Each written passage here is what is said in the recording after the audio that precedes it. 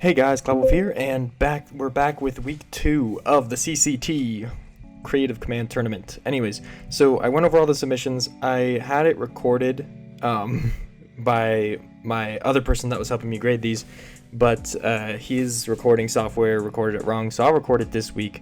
And then also he wasn't able to send me the footage in time, so basically there won't be any footage, but I will go over the top 3 and then just talk briefly about all of them, or some of them that I can remember that I thought were kind of interesting. But yeah, there'll be footage for the next week's, but not this one. Anyways, so we're just going to go over the top 3 just to get out of the way. So in second place, we actually had a tie for second, so I'm just putting 2/3. Maybe I'll put 2 seconds. I don't know. I'll put 2/3. That's the standard most of the time. When you tie them, they both get the lower place.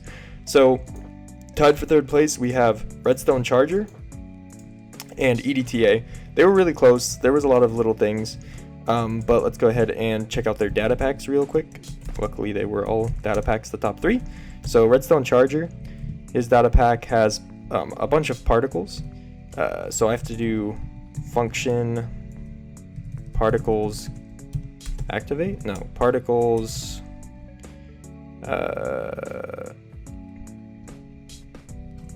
list? Yes, okay.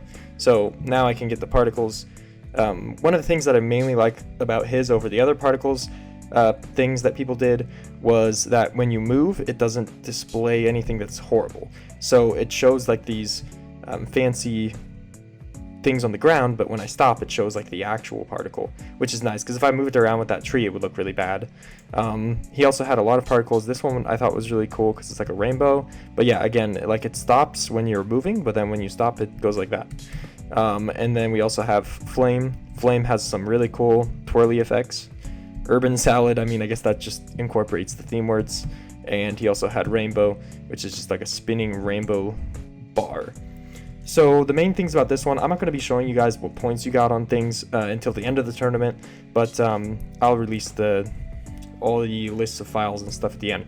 But basically, the main problems that I had with this one was, I believe, certain things done in it, and then also originality. That was really the main thing, because it's just particles. The particles were original, but the idea of doing particles is not very original. So that was really my the main thing that brought it down from being first. So then we also have EDTA. His was actually really cool. His was a little bit more original, but he had some other problems, and we'll talk about those. So you can claim a gift, and it does say 837, but that's because it uses recursive loops for some reason. Not entirely sure why it does that when you first click it, but you get a present and you get a hat, and you right click with an empty hand to grab it. So this one has some issues with, well, first off, there's only one hat to get, so it's not really randomized. Not to mention that it's not necessarily purely cosmetic, because you do get a physical item that you keep forever. It's kind of like a gift. So it gets a little bit there, and it's not purely cosmetic. And then, oh yeah, another thing with the Redstone Chargers is your way of getting these particles or activating them was simply a menu that you type /function to get to, not as clean of integration. And similar thing to EDTA, but that wasn't too many points off, really. I don't care too much about that. But anyways, so that was EDTA's. It was just a present that has, like, you can do flashing colors or not. And really, you'll probably hate me for what I chose first, but I'll explain. So first place is actually, you already know. It's Clickmonger. Clickmonger got first place. So the reason why I wanted to give Clickmonger first place is, I guess I'll show you what it is. So his does come with a resource pack, but it did lose some points for the fact that it relies very heavily on it. But anyway, so let's jump into, so his is kind of interesting. So you jump into bed, and you might see something. Let's see.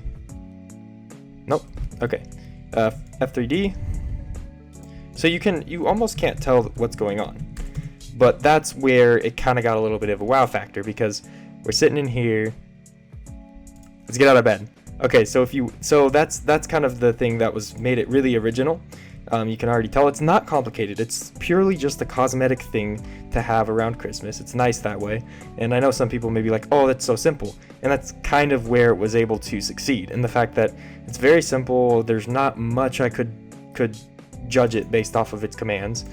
But it was very clever in the fact that you get into bed, but you almost cannot tell anything going on while you're in bed. Almost nothing. But you might see like a little particles at the end. But if you get out of bed early, you can see Santa flying around. And I also thought it was kind of cool to go up to it, and it still rotates around the player, so it'll turn just like that. So that's where it didn't break, or it was kind of cool that it did that. But I don't know, me and Benny found this to be really cool in its implementation. So you can sometimes get a hint that he's there, and it's just something to see. And it would have been nice to have like a little bit more on it, like a little bit more to it, but I think it's really cool, and it really implements the theme of Christmas really nicely, and night. It uses the theme words strongly together, you know what I'm saying? It uses them in a clever way. It really incorporates what I think of when I think of Christmas, you know, little kids waking up early or getting up late in night to try and see Santa, and here you can. Alright, so that's pretty much it. That's all I was gonna show you. There was a lot more really interesting things. Somebody made like some kind of like custom items that were like sprays that basically applied particles to entities and players. Somebody else cosmetic Christmas night herb, and some other people did some other kind of interesting particle stuff as well. But yeah, it was all around. We got quite a few really good submissions, and I think everybody did great. There was one that was really good. He actually would have won. He had a sleigh with a bunch of reindeer, and you could get in the sleigh and ride around. Granted, it's not as much of a cosmetic, but it's kind of like a cosmetic ride, like a gadget or something that a server would have. But it was really cool because you could control the sleigh and ride it and go up and down, and there was like custom music. But he hurt because he went 48 commands over the limit, so I changed the rule to say 1 point off, 200 CMD limit, -1 per extra CMD. I changed it to -1 because -5 is a bit absurd. So he lost 48 points, which took him down. So for week 2, it's the same thing, except new theme words and a different topic. So this topic is going to be minigames. So you have to make a minigame. I'm hoping that this one is going to be a lot more interesting, but let's see what theme words we can get here. We can't get Christmas, so I guess we're out of the season. Oh boy, I don't grind, bacon, and board. Oh boy. I can already think of some really weird, interesting mechanics going on. Alright, minigame.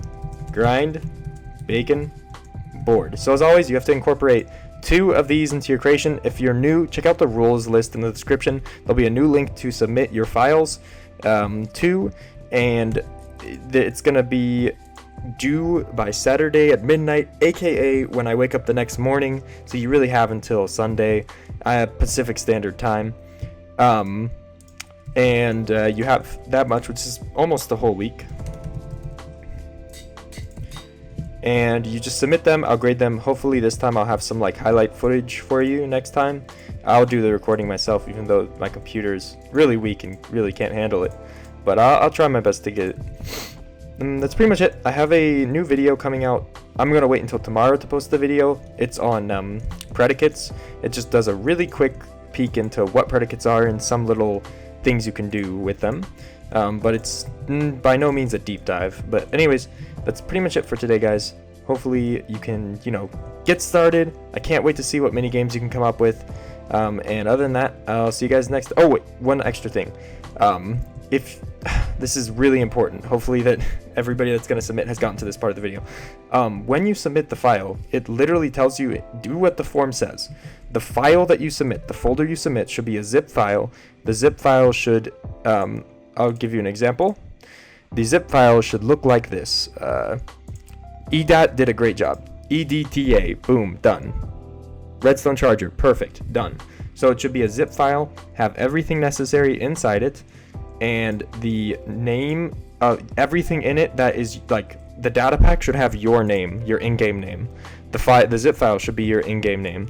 You can have a title, like you can do underscore and then the title of it if you want, or underscore data pack if you want, but your name should come up first, so I can easily figure out who did what. Like here, Clickmonger, you should have put Clickmonger first, because I already know it's week 1. You don't have to worry about that.